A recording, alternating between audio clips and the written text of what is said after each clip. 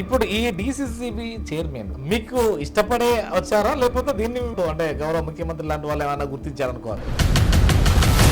ఎందుకంటే మా నాన్నగారు ఒకప్పుడు రాజకీయ నాయకుడు కాదు, కానీ రాజకీయ నాయకులు ఎప్పటి తిరిగి సుమారు 4 ఎకరాల పొలం ఉంది. ఇప్పటికీ రాజకీయాలు ఎట్లున్నాయనుకోవాలి? అప్పుడు మా నాన్న నా చిన్నప్పుడే మైండ్లో ఫిక్స్ చేయడం చేసి రాజకీయం నిజాయితీగా. మీకు మొదటిగా అసలు దీని మీద ఏ అవగాహన లేదు. రాజశేఖర రెడ్డి గారు అంటే నాకు పిచ్చే అభిమానం. మీరు వచ్చిన నాటికి ఈ బ్యాంకు పరిస్థితి ఎలా ఉంది, ఇప్పుడు ఎలా ఉంది అనుకోవచ్చు? నాకు ఆదర్శ రాజకీయ నాయకుడు కూడా రాజశేఖర రెడ్డి గారు. బ్యాంకులు బలోపేతం కావడానికి అప్పుడు మొత్తం అప్పులలో కూరుకుపోయింది రకరకాలు. ఈ రాజశేఖర వచ్చిన తర్వాత ఏమన్నా ఒక మా కోఆపరేటివ్ ఆర్గనైజేషన్లో first time Vinukonda constituency Bolla Brahmanaidu గారి సొంత గౌరవ ముఖ్యమంత్రి గారు సీట్లు మారుస్తున్నాడు, దీని మీద మీ అభిప్రాయం ఏమంటారు? రైతు కష్టాలంటే తెలుసు. Why not 175? ఇది సాధ్యమేనా సార్? అదే 600 కోట్లు నేను చేసిన మహిళా గ్రూపులలో ఇండియా రికార్డ్. మా ప్రభుత్వం ద్వారా మీది ఏమన్నా బెనిఫిట్ అయితేనే ఓటు వేయండి. ఏదో ఆషామాషగా ఎంజాయ్ చేయడానికి రాలా నేను. ఆ గవర్నమెంట్ వాళ్ళకే వచ్చింది. అమ్ముడు పోక పొగాకు ఇంటికి తీసుకొచ్చిన సందర్భాలు మా నాన్న కళ్ళతో చూస్తే బాధపడే సందర్భం. సార్ నమస్కారం. నమస్కారం. బాగున్నారా? బాగున్నాను సార్. మీ ప్రయాణం ఎలా ఉంది అనుకోవచ్చు? ప్రయాణం బాగానే ఉంది. మీది ముందు నుంచి ఏమన్నా రాజకీయ కుటుంబమా? రాజకీయ కుటుంబం అయితే కాదండి, కానీ రాజకీయాల మీద నాకు చాలా బాగా. ఎందుకంటే మా నాన్నగారు ఒకప్పుడు రాజకీయ నాయకుడు కాదు, కానీ రాజకీయ నాయకులు ఎప్పటి తిరిగి సుమారు 4 ఎకరాల పొలం ఉన్నాడు. తిరిగి కార్యకర్తగా ఫాలోయర్గా కార్యకర్త కదా, తిరిగి 4 ఎకరాల పొలం ఉన్నాడు. అప్పుడు మా నాన్న నా చిన్నప్పుడే మైండ్లో ఫిక్స్ చేయడం చేసి రాజకీయం నిజాయితీగా. ఎక్కడ కూడా ఏదన్నా ఎవరన్నా ఆ రోజుల్లో నాయకులు ఆఫర్ చేస్తే ఆర్థికంగా లాభం చేకూరే పథకం తీసుకోమన్నా కూడా మా ఫాదర్ తీసుకునేవాడు. అంటే ఆ రోజుల్లో ఆ ప్రభావం మీ మీద పడింది, నా మీద పడింది. నేను కూడా ఏదో సేవ చేయాలి అనే ఉద్దేశంతో మిడిల్ క్లాస్ ఫ్యామిలీ అయినా కూడా. సంతూర్ మీది లాలుపురం, అందుకే రాము అంటారు. తర్వాత గుంటూరు రూరల్ మండలం ప్రెసిడెంట్ చేశా. ఫస్ట్ రాజకీయం జడ్పీటీసీ చేశా. మీరు 95 లో నాకు అప్పుడు చిన్న వయసులోనే 1995 లో జడ్పీటీసీ చేశా. ఎమ్మెల్యే అప్పుడు అది పాత్ర. అంటే 26 గ్రామాలు గుంటూరు హెడ్ క్వార్టర్ మండలం. గుంటూరు సరౌండ్ లో ఉన్న విలేజ్ అన్ని కూడా గుంటూరు రూరల్ మండలం. దానికి జడ్పీటీసీ చేశా. జడ్పీటీసీ చేస్తే కదా జడ్పీ అపోజ్ టోల్డర్ కూడా చేసి ఆ రోజులో. దాని తర్వాత మండల ప్రెసిడెంట్ చేసి అట్లా ఎంపీపీ కూడా చేశారు. అది పెద్ద మండలం. మామూలుగా అయితే 15-20 గ్రామాల లోపు ఉంటుంది, కానీ 26 గ్రామాలు దట్టు ఒక సిటీ అనుకున్న పెద్ద గ్రామాలు. సో అది నా రాజకీయ నేపథ్యంలో పొలిటికల్ గా కొంచెం మొదటి మెట్టు. ఇప్పుడు అప్పుడు కూడా ఇదే పార్టీ, కాంగ్రెస్ పార్టీ అయినా మీరు అప్పుడు? ఆయన ఇంకా కాంగ్రెస్ పార్టీ. ఇప్పుడేమో తన కొడుకుతో ఉన్నారు. కానీ వైఎస్ఆర్ కాంగ్రెస్ పార్టీలో రాజశేఖర రెడ్డి గారితో మేము కలిసి ఉండేవాళ్ళం. రాజశేఖర రెడ్డి గారి ఫాలోయర్ ని. రాజశేఖర రెడ్డి గారు అంటే నాకు పిచ్చే అభిమానం. నాకు ఆదర్శ రాజకీయ నాయకుడు కూడా రాజశేఖర రెడ్డి గారు. దాని తర్వాత రాజశేఖర ఇప్పటికీ రాజకీయాలు ఎట్లున్నాయి అనుకోవచ్చు? ఇప్పటికీ రాజకీయాలు అయ్యేటప్పటికి ఎప్పటికప్పుడు రాజకీయాల్లో మార్పు ఉంది. నేను గమనించిన కొత్తగా రాజకీయాలు ఎంటర్ అయినప్పుడు ఒక ఊరికి వెళ్తే, మా ఊర్లోకి వెళ్తే ఒక లాలుపురం రాముని పట్టుకుంటే ఊరంతా ఓట్లు వేస్తారు. లేదా ఒక పల్లిలో ఒక యేసుని పట్టుకుంటే చర్చి దగ్గర కూర్చుంటే అందరూ ఓట్లు వేస్తారు. ఒక బీసీ నాయకుని పట్టుకుంటే అందరూ వేస్తారు, అక్కడ బీసీ కాలనీ ఎంత అనే అభిప్రాయాలు ఉండేవి. బట్ అది కొంత ఇంప్లిమెంటేషన్ జరిగింది. ఆ రోజుల్లో జరిగింది వాస్తవమే. అవును. ఒక ఎంపీ సీట్ తెచ్చుకున్నా, ఒక ఎమ్మెల్యే సీట్ తెచ్చుకున్నా మా గ్రామానికి వచ్చి ఆ నాయకులే కలిసి వెళ్ళిపోయేవాడు. మేమంతా ఓటర్స్ ఇన్ఫ్లుయెన్స్ చేసేవాళ్ళం. కానీ ఇప్పుడు అది కాదు. చైతన్యం వచ్చింది. మా ఇంటికి వచ్చినంత మాత్రాన వాళ్ళ ఓటర్స్ మేము చెప్పి తినే పరిస్థితి కాదు. ఏదో ఇప్పుడున్న పరిస్థితి అంటే ప్రస్తుత పరిపాలన, గౌరవము, పథకాలు, వాళ్ళకి ఏదైతే బెనిఫిట్స్, అభివృద్ధి, ఇవన్నీ చూసుకొని బ్యాలెన్స్ చేసుకునే సమయం ఇప్పుడుంది. సో మీరు ఏమన్నా కోల్పోయారా? అంటే ఇక్కడికి ఎంపీపీ జడ్పీటీసీ వరకే అనుకున్న అసలు ఏంటి ఈ ఏజ్ లో అసలు ఎక్కడో ఉండవలసిన వాడిని అని అనుకున్నారా? వాస్తవంగా అయితే నా కొలీగ్స్ దాదాపు 100 కోట్లకి వెళ్ళిపోయారు వ్యాపారం చేసుకుంటాం. అటు వ్యాపారంలో ఇటు పొలిటికల్ కూడా వెళ్ళిపోవచ్చు. పొలిటికల్ గా తక్కువ కానీ నా కొలిక్స్ ఎవరైతే ఉండారో వ్యాపారం చేసుకుంటూ ఓకే వైజాగ్ లో నా ఫ్రెండ్స్ ఉన్నారు 10 మంది దాకా. ఒక్కొక్కళ్ళు 500-600 కోట్లు 1000 కోట్లు వెళ్ళిపోయారు రియల్ ఎస్టేట్ చేసుకుంటూ. ఇక్కడ లోకల్ గా 300-400 కోట్లు వెళ్ళిపోయారు ఒక్కొక్కళ్ళు. కానీ నేను అంతగా పోలా. కారణం ఏంటంటే నేను తెల్లా లెగిస్తే రాజకీయం గురించే, రాజకీయ నాయకులు ఎంపటి తిరగటం, రాజకీయం గురించి చేయటం వలన నేను చాలా వాటికి కోల్పోయాను. ఇంకా చేసుకుంటే వచ్చేది నాకు కూడా. అప్పటికీ కొద్ది గొప్ప ఏదో చేసుకుంటూ కొద్ది గొప్ప చేసుకుంటూ నా మెయింటెనెన్స్ కోసం అలా వచ్చి నా పిల్లలు, నాకు 3 పిల్లలు నాకు. ఓకే. ఆ 3 పిల్లలకు చదివించుకోవటం, నా పొలిటికల్ ఖర్చుల కోసం, ఆ ఖర్చుల కోసం ఏదో ఇప్పుడు మరి పిల్లలు సెటిల్డ్ పిల్లలు 3 సెటిల్డ్. ఏది ఆ బాధ్యత అయిపోయింది, వీళ్ళు సెటిల్డ్, వాళ్ళకి మ్యారేజెస్ అని, వాళ్ళకి పిల్లలు, నాకు వాళ్ళ వల్ల మంచి లైఫ్, వాళ్ళు కూడా మంచి కుటుంబాలు, వాళ్ళకి కూడా మాకు ఎలాంటి ఇబ్బంది లేదు. సో ఇప్పుడు ఈ డిసిసిబి చైర్మన్ గా మీకు ఇష్టపడే వచ్చారా, లేకపోతే దీన్ని మిమ్మల్ని ప్రమోట్ అంటే గౌరవ ముఖ్యమంత్రి లాంటి వాళ్ళు ఏమైనా గుర్తించారనుకోవచ్చు? వాస్తవంగా అయితే మాత్రం డిసిసిబి చైర్మన్ గా నాకైతే ఐడియా లేదు. ఏదో ఒక పదవి అని నాకు పొలిటికల్ గా నాకు చాలా, నాకు వయసులో చిన్నవాడినా కూడా లేల అప్పిరెడ్డి నాకు ఎన్నుంటూ ఉండేవాడు రాజకీయంలో. వైఎస్ఆర్ పర్టికులర్ గా ఇప్పుడు కాంగ్రెస్ పార్టీలో నాకు ఏ సహాయం చేసినా కూడా లేల అప్పిరెడ్డి ద్వారా దొరుకుతుంది. నాకు అప్పిరెడ్డి గారే నాకు లీడర్, రాజకీయంగా అన్ని విధాలుగా. నన్ను జగన్ గారి దగ్గర తీసుకెళ్లి పరిచయం చేసిన, జగన్ గారు నన్ను రామన్న అని పిలుస్తాడు ఇప్పుడు. అంత పిలవగలిగిన స్టేజ్ ఉందంటే బికాస్ ఆఫ్ లేల అప్పిరెడ్డి. ఆ లేల అప్పిరెడ్డి అడిగారు నన్ను, బ్యాంక్ చైర్మన్ చేస్తావన్నా అన్నాడు.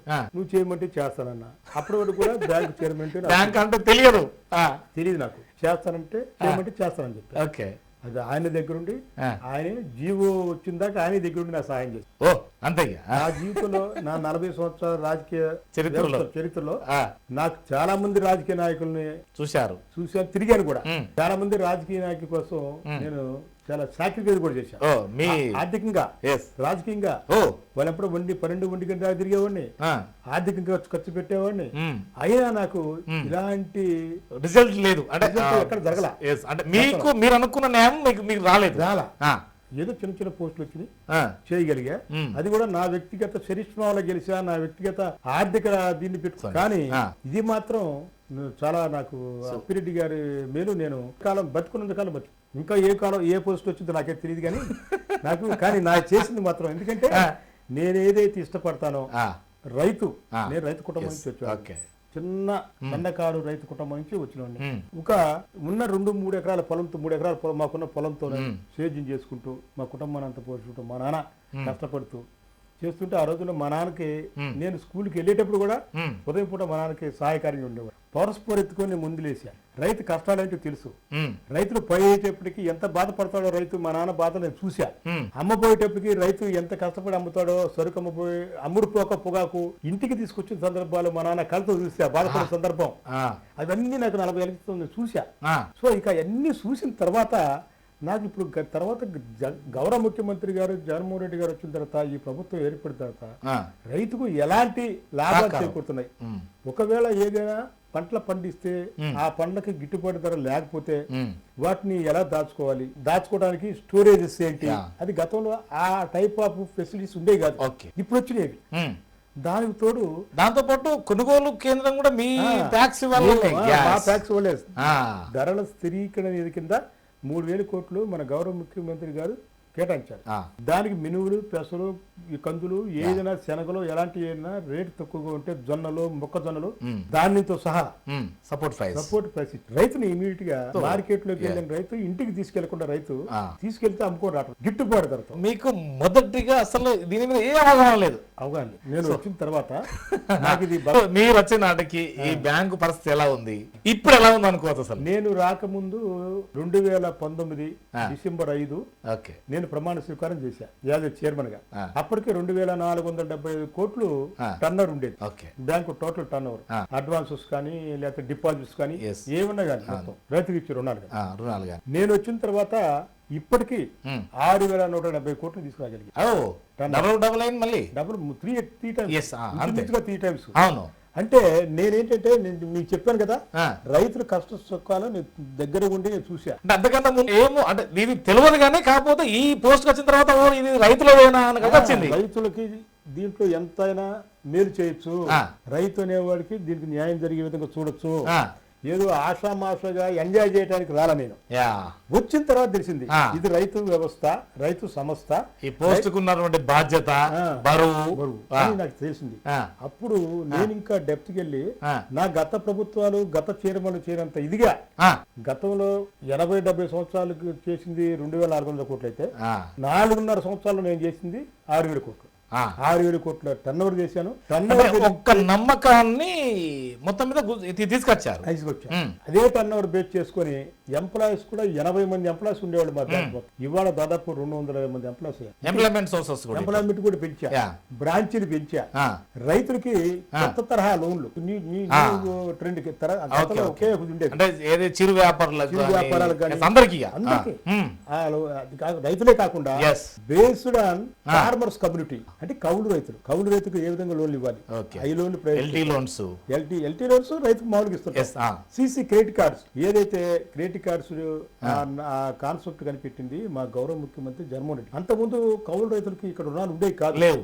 మామూలు రైతు దగ్గర నుంచి కౌలుకు తీసుకొని పొలాలు చాలా ఇబ్బంది పడేవాళ్ళు. 3 రూపాయలు 4 రూపాయలు వడ్డీతో తెచ్చుకొని పంట పండించుకునే పరిస్థితి. పంట పండితే వాళ్ళకి అప్పులు తీరాయి, పంట పండకపోతే ఆత్మహత్యలు మిగిలాయి. అలాంటి సందర్భం గతంలో.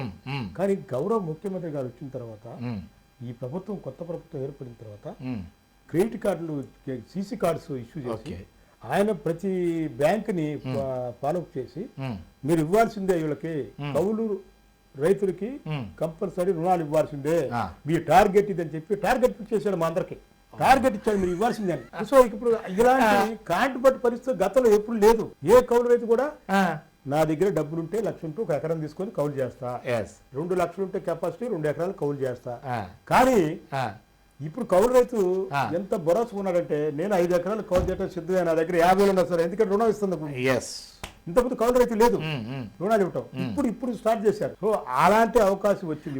ఇప్పుడు బ్యాంకులు మీకు కొంత ఐడియా ఉండే ఉంటుంది. అసలు బ్యాంకులు బలోపేతం కావడానికి అప్పుడు మొత్తం అప్పులలో కూరుకుపోయింది రకరకాలు. ఈ రాజశేఖర్ వచ్చిన తర్వాత ఏమన్నా ఒక ఫౌండేషన్ స్టోన్ పడదనుకోవచ్చా? ఏమైనా ఐడియా ఉందా మీకు? ఇది అదే ఐడియా ఉంది. ఎలా ఉందంటే, మేము బ్యాంకులోకి వచ్చిన తర్వాత ఎవరైతే మా బ్యాంక్ ఎంప్లాయీస్ ఉన్నారో వాళ్ళు చెప్పారు మాకు, 2007లో గౌరవ మాజీ ముఖ్యమంత్రి దివంగత నేత రాజశేఖర రెడ్డి గారు అంటూ లేకపోతే ఈ రాష్ట్రంలో మా బ్యాంకు, ఏదైతే మా బ్యాంకులు అన్ని ఉన్నాయో 13 జిల్లా శాఖలు, అప్పుడు 24 జిల్లా 26 జిల్లా శాఖలు అవన్నీ ఉన్నాయో, అవన్నీ కూడా ఉండకపోవటం కాదు, ఐసిఐసిఐ బ్యాంక్ కి మార్గదర్శి చిట్ ఫండ్స్ కి అమ్మటానికి ప్రయత్నం కూడా జరిగింది. దానికి సర్వే జరిగినాయి. అడాప్స్ నుంచి హైదరాబాద్ నుంచి కూడా ఆ రోజుల్లో అడాప్స్ ఉండేది, టెస్కాప్ ఆప్కాప్ 2 కలిసి ఒకటిగా ఉండేది. అప్పుడు అక్కడే తెలుసు వాళ్ళు మన ఐసిఐసిఐ బ్యాంక్ వాళ్ళు పోటీపడ్డారు. దాంతో పాటు ప్రభుత్వాలు, టీడీపీ ప్రభుత్వాలు ప్రత్యేకంగా మరి మార్గదర్శి చిట్ ఫండ్స్ పిలిచి వాళ్ళని టేక్ఓవర్ చేసుకోమంటే ఈ రాష్ట్రం మొత్తం మాకున్న ఆస్తులు అప్పుడు ఈ వైద్యనాథన్ కమిటీ రాజశేఖర అప్పుడు రాజశేఖర రెడ్డి గారు ఎంటర్ అయ్యారు. ఇది జరిగే క్రమంలో మా ఎంప్లాయీస్ అందరూ కూడా 2 రాష్ట్రాల కంబైన్ 2 రాష్ట్రాల ఎంప్లాయీస్ అందరూ కూడా రాజశేఖర రెడ్డి గారి పాదయాత్రలో ఆయన అడిగారు, అయ్యా మా పరిస్థితి ఉండయి, మా బ్యాంకులకి నష్టాలు ఉన్నాయి, జీతాలు నెలకి మేము పొందలేకపోతున్నాము, పేరుకు బ్యాంక్ కానీ నెలకి మేము జీతాలు పొందలేకపోతున్నాము, సిఇఓలు కానీ ట్యాక్స్ సెక్రటరీలు కానీ మా బ్యాంక్ ఎంప్లాయీస్ కానీ ఆ పాదయాత్రలో ఊరూరికి సిటీకి మమ్మరాలు ఇచ్చుకుంటూ పోతున్నారు. అప్పటి స్టోన్ ఇప్పుడు అమలు బాగా ఫిక్స్ అయిందని ఫిక్స్ అయిపోయి సీఎం అయిన వెంటనే ఫస్ట్ టేకప్ చేసి వైద్యనాథన్ కంపెనీ సెంటర్ లో వైద్యనాథన్ కంపెనీ ద్వారా ఇక్కడ కాదు సెంట్రల్ లో ఇచ్చాడు. సెంట్రల్ లో ఇచ్చారు. Vaidyanathan company central company, not state. అంతే. అక్కడ ఏం చేసి కానీ ఇన్ఫ్లుయెన్స్ బాగా చేయగలిగాడు. బాగా రైతు అంటే చాలా ఇంట్రెస్ట్. ఇవాళ ఎంప్లాయీస్ ఇబ్బంది పడుతున్నారంటే అసలు ఎవరిది సంస్థ? రైతులు పరస్పర సహకార సంఘాలు.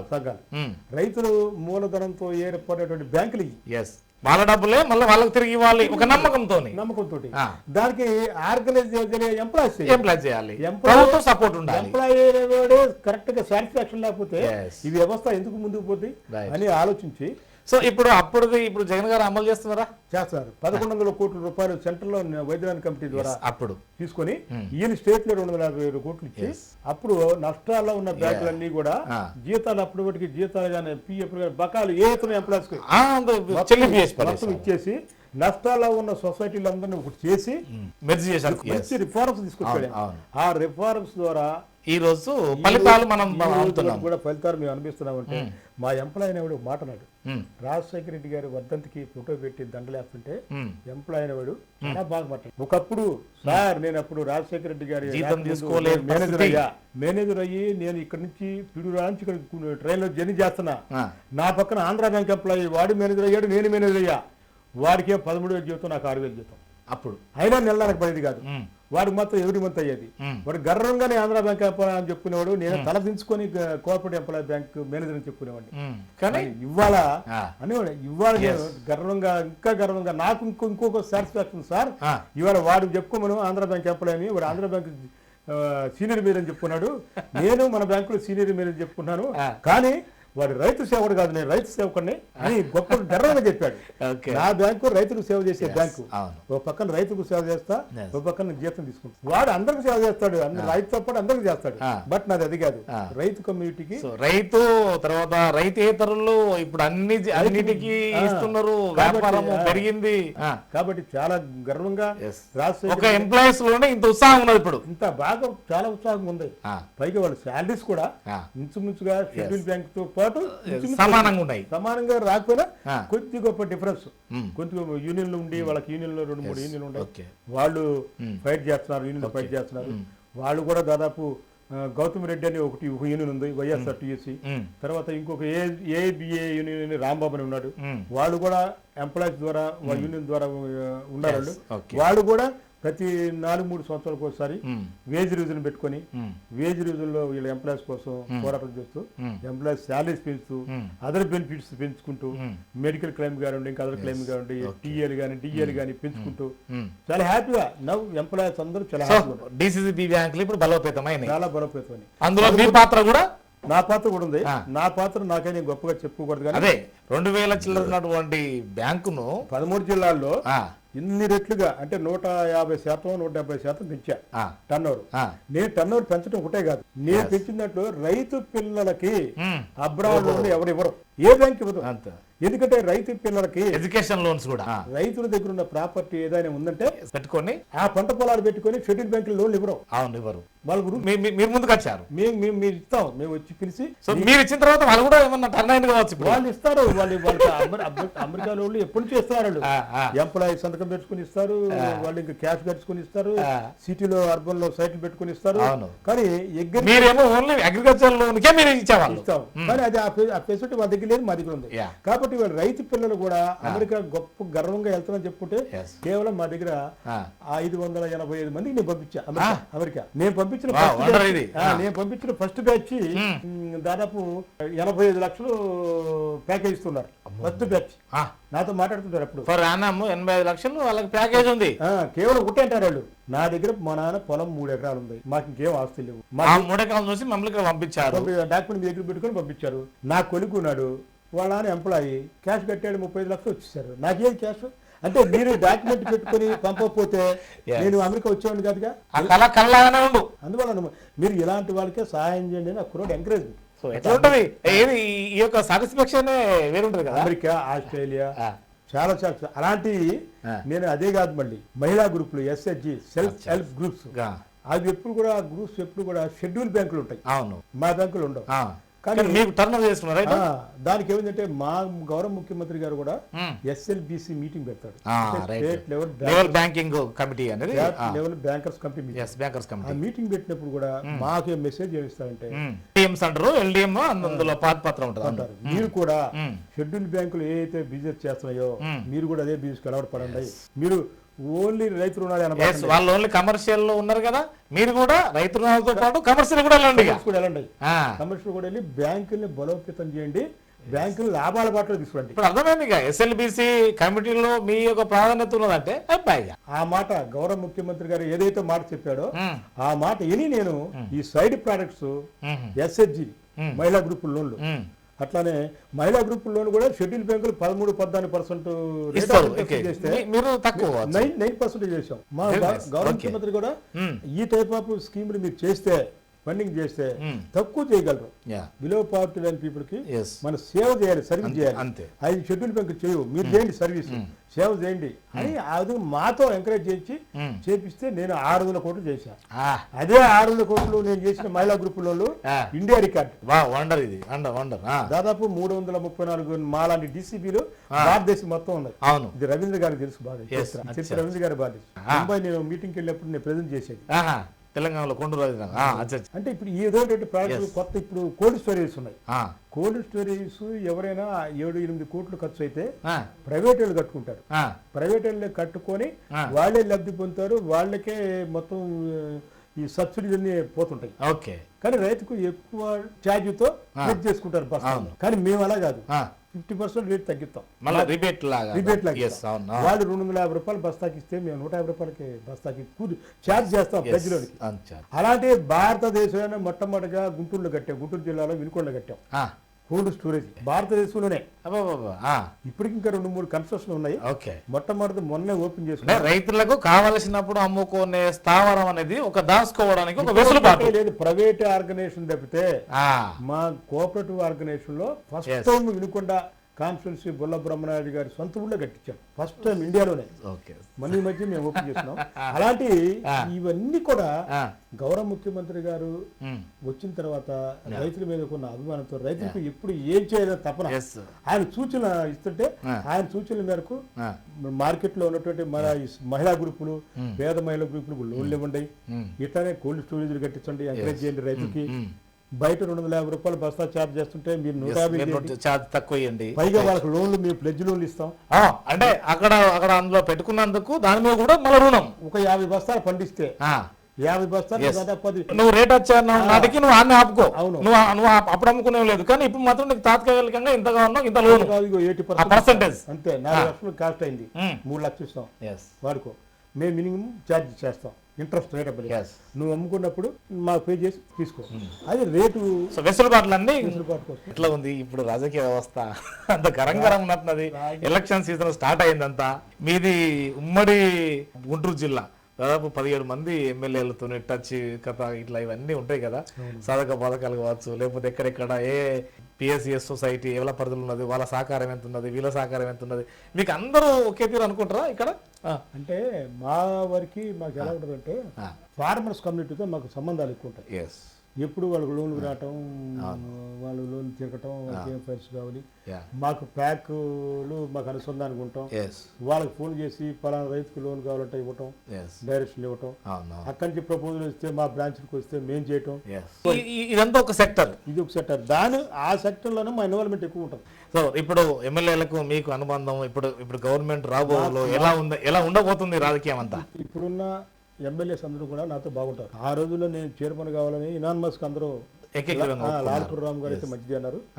వారు ఏదైతే నమ్మకంతో నన్ను అందరూ ఓకే చేశారో చైర్మన్ గా, అప్పిరెడ్డి గారు కూడా ఏదైతే బరువు పెట్టారో అప్పిరెడ్డి గారికి నాకు జీవో తెచ్చిచ్చిన దాకా నేను అసలు నేను అసలు తెలియదు కూడా నాకు జీవో తెచ్చి చెప్పారు. కానీ జీవో తెచ్చి చేతిలో పెట్టిన తర్వాత అప్పుడు కన్ఫర్మ్ అన్నట్టుగా ఇప్పుడు సీట్ గ్యారంటీ. సో నాకు దానివల్ల నిజంగా ఇవాళ ఇంత సాటిస్ఫాక్షన్ అని ఈ బ్యాంక్ ఇంత నేను డెవలప్ చేయగలిగానంటే 13 రాష్ట్రంలో ఇంత పేరు రాగలిగిందంటే బికాస్ ఆఫ్ సీతారామంజనేయులు. నాకు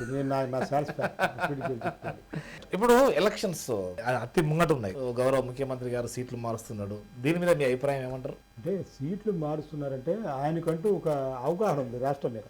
ఆయన దాదాపు సుమారు 98% దాకా పథకాలు ఇచ్చి అందరినీ సాటిస్ఫాక్షన్ చేశాడు. మరి కులం లేదన్నాడు, మతం లేదన్నాడు, ప్రాంతం లేదన్నాడు. అంటే సామాజిక చైతన్యతో పాటు అంటే అన్ని వర్గాలకు అందుబాటులో ఉండాలనే ఉద్దేశం మీద ఈ యొక్క చేంజ్ ఆఫ్ లో రకరకాలు ఇవన్నీ కొత్త వాళ్ళను ఎంకరేజ్ చేయడము, కొత్త వారిని ఎంకరేజ్ లేదా ట్రాన్స్ఫర్ చేయడం, అటు ట్రాన్స్ఫర్ ఎంకరేజ్ చేయడం ఏంటంటే అక్కడ స్థానిక పరిస్థితులను బట్టి ఏ పార్టీకైనా తప్పదు కుల సమీకరణం. ఇప్పుడు అలాంటి సందర్భంలో ఒక కులం ఆ రోజుల్లో ఏదో ఇచ్చాడు సీట్లు అనుకుంటే కుల సమీకరణ కొంత అబ్జర్వేషన్ పెట్టి ఉండడం బహుశా. ఇప్పుడైతే పూర్తిగా ఒక అవగాహన వచ్చింది, వాలంటీర్లు రకరకాలు ఇవన్నీ కూడా ఉన్నారు కదా. 5 సంవత్సరాల్లో రాష్ట్రం అంతా తిరగటం, రాష్ట్రంలో ఈ పథకాలన్నీ ఇంప్లిమెంటేషన్ చేయటం, ఇవన్నీ అయినప్పుడు ఆయన కొంత అవగాహన ఉంది, ప్రతి నియోజకవర్గం మీద కొంత అవగాహన ఉంది.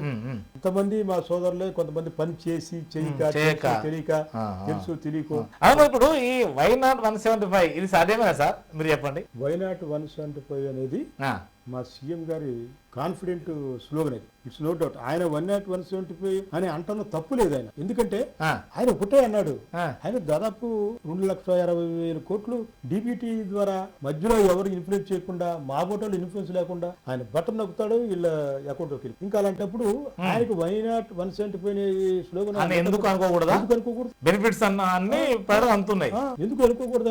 ఆయన మా ప్రభుత్వం ద్వారా మీద ఏమన్నా బెనిఫిట్ అయితేనే ఓటేయండి. ఇంకోటి కూడా అన్నాడు, అసలు ఇంకోటి అన్నాడు, ఎవరన్నా మా ఓటర్లు మేము ఇప్పుడు రైతుల్లో ఉంటున్నాం, ఏమంటే రైతులు మా దగ్గర వస్తున్నారు, లోన్ తీసుకున్నారు, అయినా కొన్ని సామాజిక వర్గాలు కొంచెం అడ్జస్టింగ్ ఉంటారు, ఎంత తీసుకున్నా కూడా లోను ఎంత తీసుకున్నా కూడా వాళ్ళు కొంచెం అడ్జస్టింగ్ అని ఉంటారు అని అన్నా కూడా చూడొద్దు, మీరు మతం చూడొద్దు, కులం చూడొద్దు, వర్గం చూడొద్దు. ఇంకా అలాంటప్పుడు అన్ని సామాజిక వర్గాలకు వెళ్ళిపోయినాయి. ఇది సాధ్యమేనా ఇప్పుడు మీరు చెప్పండి సూటిగా? అరే కార్యకర్తలకు బలం ఇవ్వడానికో లేకపోతే అంటే ఒక ఊపు రావడానికి ఇది సాధ్యమే కావచ్చు.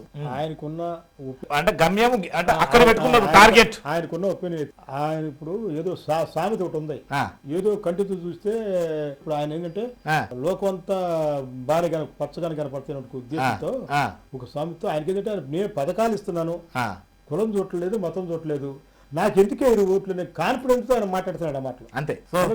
కొంతమందిని బుజ్జగిస్తున్నాడట, అది ఇష్టము, మీకు సముచిత స్థానం అయితే నేను కాపాడుతాను, లేదంటే మీ దారి మీరు చూసుకోమంటున్నాట. 100%. ఇప్పుడు ఏమన్నానంటే అసలు మీ దారి మీరు చూసుకున్నాను అనేదాకా కాదు, చాలా మంది ఎలరు అసలు వాళ్ళు వెళ్ళేవాళ్ళు మరి అంటే వలసలు పోతున్నారు కదా ఇప్పుడు. ఎట్లా సెల్ఫిష్ వెళ్ళేవాళ్ళు 1-2% ఏమైనా ఉందంటే సెల్ఫిష్.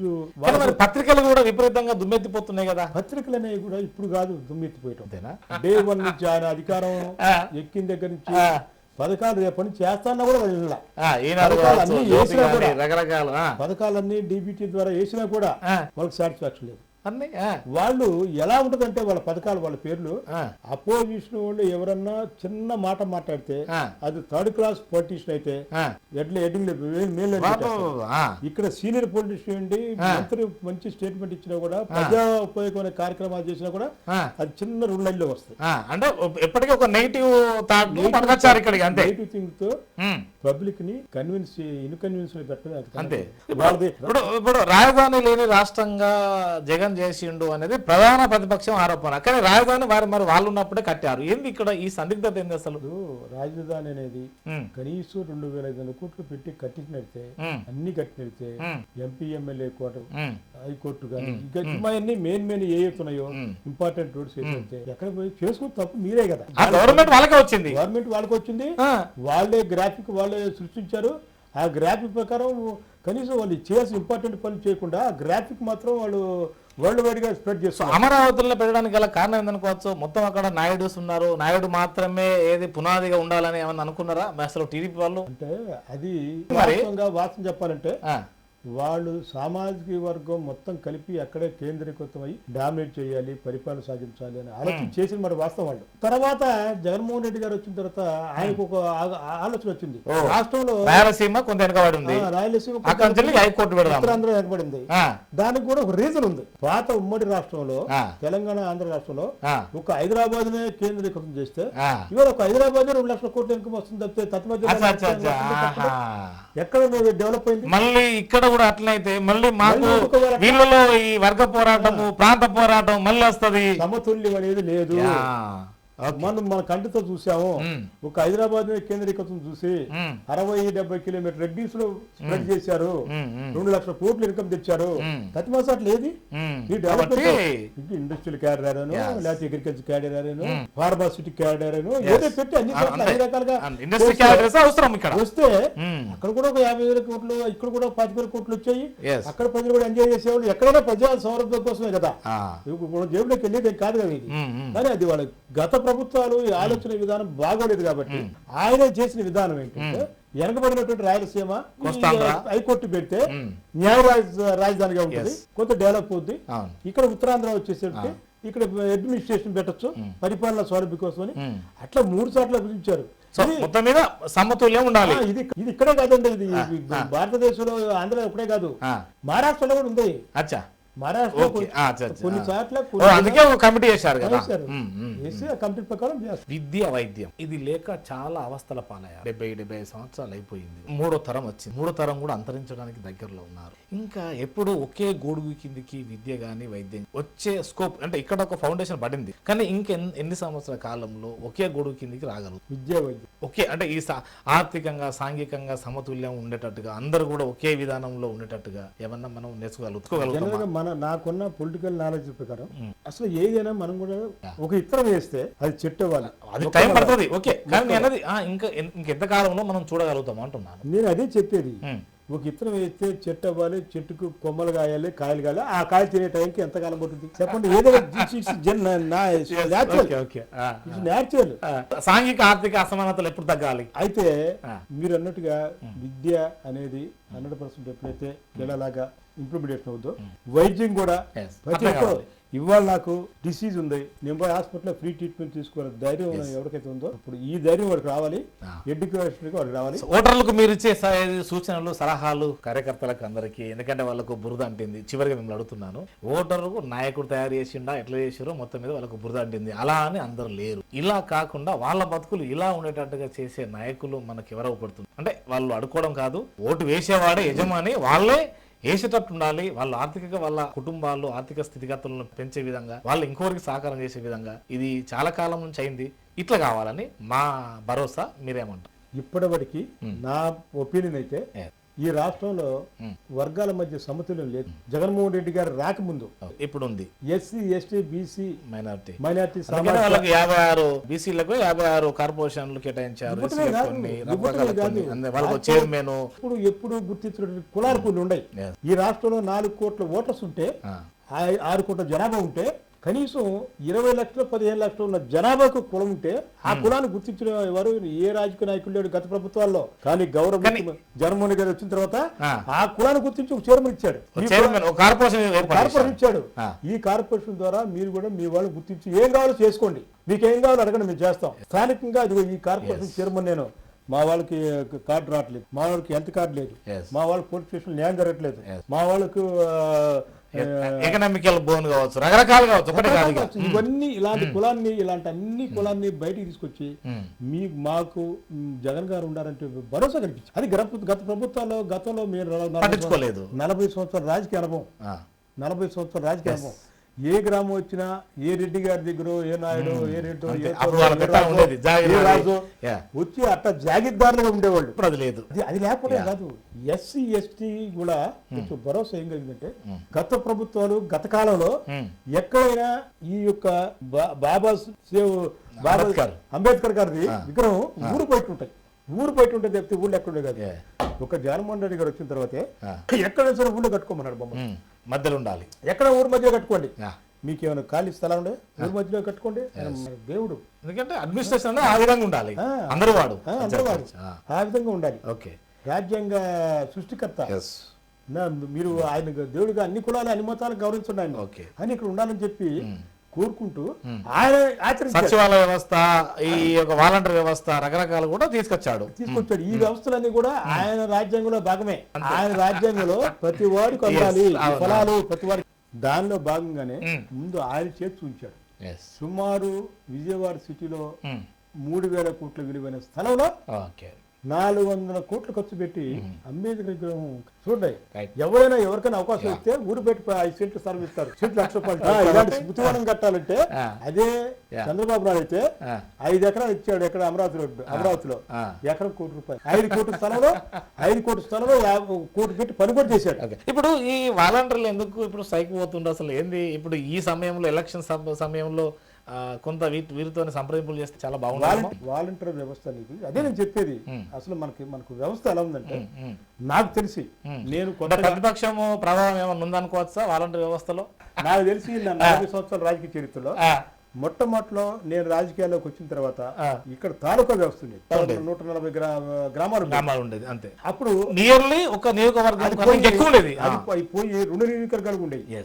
అది పోయి గౌరవ మాజీ ముఖ్యమంత్రి ఎన్టీ రామారావు గారు మండల వ్యవస్థ ఇచ్చాడు. అంటే 20 గ్రామాలకి 5 గ్రామాలకి దగ్గర తీసుకొచ్చాడు. అది దాని తర్వాత జగన్మోహన్ రెడ్డి గారు వచ్చిన తర్వాత అసలు గ్రామానికి ఒక సచివాలయం కావాలి.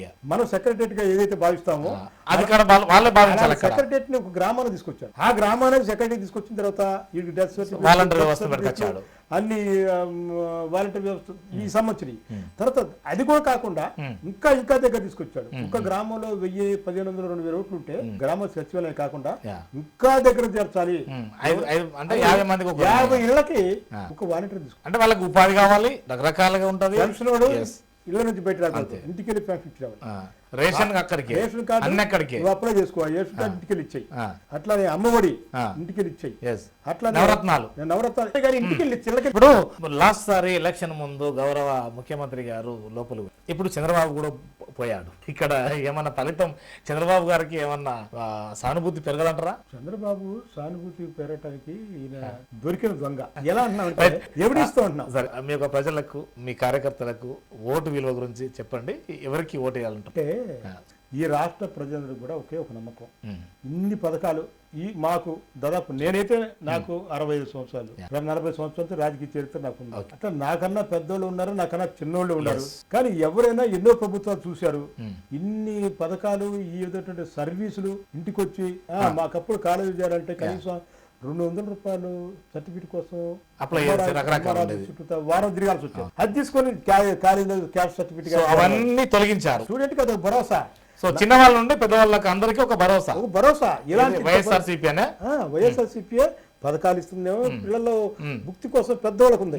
స్టూడెంట్స్ కి ఏమో ఇలాంటి సర్టిఫికేట్ల కోసం స్టూడెంట్స్ ఉంటుంది. అందరికీ అన్ని రకాల భరోసాలు ఇచ్చింది. అన్ని కదా. సీత రామాంజనేయులు మనకి ఇచ్చినటువంటి సమాచారం మాక్సిమం మీకైతే అన్ని అంశాల గురించి అయితే వివరించడం జరిగింది. సో చూద్దాం, రాబో కాలంలో కాలమే నిర్ణయిస్తుంది. నమస్కారం సార్.